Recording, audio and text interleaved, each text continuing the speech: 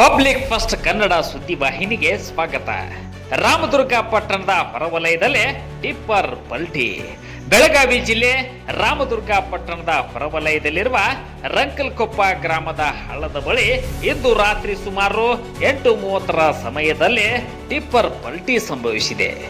Ashok Leyland tipper ವಾಹನ ಸಂಖ್ಯೆ 22 C6086 ಆಗಿದ್ದು ಶಿರ್ಸಂಗಿಯಿಂದ ರಾಮದುರ್ಗಕ್ಕೆ ಎಂಶ್ಯಾಂಡ್ ಮರಳು ಸಾಗಣೆ ಮಾಡಿ ನಂತರ ಶಿರ್ಸಂಗಿಗೆ ಹೋಗುವ ಸಂದರ್ಭದಲ್ಲಿ ಈ ದುರ್ಘಟನೆ ಸಂಭವಿಸಿದೆ.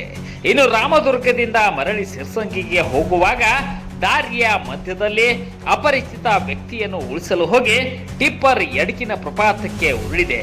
ಇನ್ನು ಟಿಪ್ಪರ್ನಲ್ಲಿ 3 ಜನ ಪ್ರಯಾಣಿಸುತ್ತಿದ್ದು ಸಣ್ಣ ಪುಟ್ಟ ಗಾಯಗಳಾಗಿದ್ದು ಯಾವುದೇ ತರಹದ ಪ್ರಾಣಹಾನಿ ಸಂಭವಿಸಿಲ್ಲ.